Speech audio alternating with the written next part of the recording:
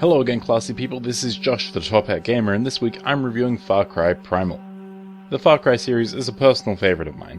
They always provide a solid action experience, with the latter games providing some of the best open world stealth in video games as a whole. So how does the usually excellent gameplay hold up when it's transplanted into a prehistoric setting? Let's find out. Far Cry Primal takes place in 10,000 BCE and follows Takar, a Wenja tribesman searching for his people after a saber-toothed tiger attacks his hunting party and leaves him as the lone survivor. After finding what remains of the Wenja people, it's up to Takar to rebuild his tribe while defending them from rival tribes, such as the flesh-eating Udam and the pyromaniac Izila. As far as motivation for playing the game goes, Far Cry Primal's narrative serves well enough, though the game finds itself lacking in terms of memorable characters with out-of-this-world personalities, an area in which the past two Far Cry games have excelled. There are a couple here and there, but they just aren't as memorable as, say, Vaas or Pagan Min. In terms of presentation, Far Cry Primal is solid to say the least.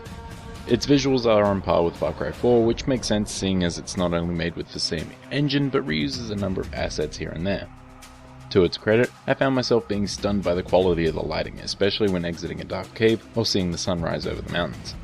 Accompanying the quality visuals are a number of visceral takedown animations that really sell elements of the more melee-focused combat systems.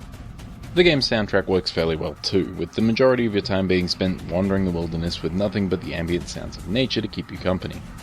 During this downtime, the game's audio is undeniably relaxing, but when the action picks up, the soundtrack switches to match the violence on screen with chanting, heavy percussion, and low rumbling brass.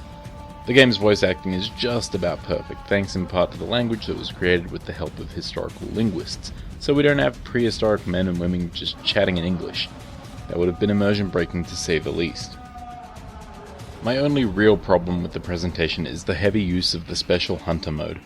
I'm usually fine with having sight modes in games, but the fact that you pretty much have to use it when hunting for resources, a huge portion of the game I might add, constantly ruins the otherwise nice visuals. The washed out color palette looks terrible, and I'm almost certain there would be a better way of doing this. As I mentioned earlier, the Far Cry games are some of my favourite games, because they provide a solid action experience and some of the best open world stealth in video games today. Far Cry Primal is almost identical to its predecessor, but with a few key changes. The game's focus on stealth has increased due to your limited variety of weapons and equipment, and your constant numbers disadvantage. While I enjoy the stealth, Primal is a lot less forgiving than, say, Far Cry 4, because once a full-on fight begins, your options are severely limited. It's extremely fun using the game's various takedowns to clear out enemy tribes stealthily, but when it comes to long range, you really only have one option, your bow and arrow.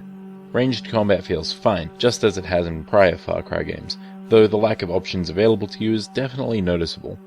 You can throw spears, which are entertaining and powerful to use, but they lack the range to be really effective. As for melee weapons, unless you're performing one of the game's pre-baked takedowns, the melee just doesn't feel very satisfying. There's a good sense of impact when you land a killing blow with your club, but until you get the final hit, you're just swinging wildly in their direction, with very little feedback to tell you how effective your flailing strategy is. Non-takedown spear attacks fall similarly flat as you poke and prod enemies until they ragdoll. For a game with such a limited arsenal made mostly out of melee weapons, Far Cry Primal fails to make its melee actually feel rewarding. It's not all underwhelming, however, as you do have the ability to tame animals and call them in to assist you. Being able to call in wolves, tigers, and bears for the assist is admittedly pretty awesome, but being able to call in your spirit owl companion to scout out locations is invaluable.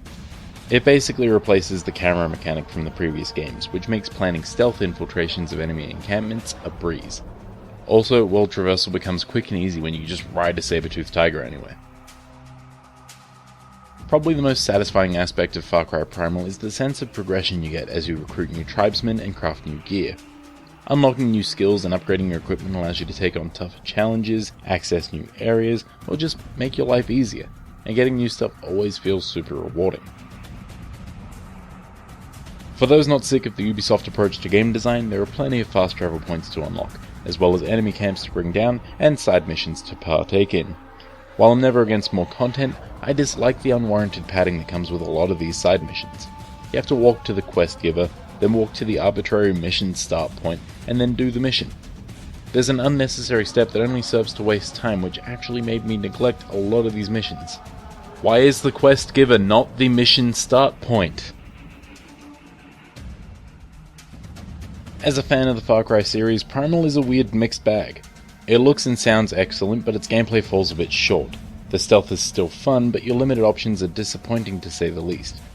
It's also a bit weird that the focus is shifted from gunplay to melee and short-range combat, without making some serious upgrades to the combat system. Far Cry Primal gets the Top Hat Gamer rating of mediocre. While it's still a serviceable entry into the franchise, there are a number of design choices that leave the gameplay feeling a little bit off. Its small number of options and relatively short core narrative leave me feeling like Far Cry Primal just isn't quite the same value for money as the other full-priced retail releases, or even Blood Dragon for that matter. If you're really into Far Cry, you'll most likely enjoy this, but I'd honestly recommend holding off until its price drops. Thanks for watching. I hope you found the review informative. If you missed last week's review on Broforce, click the annotation. Now, if you'll excuse me, I have to go clubbing.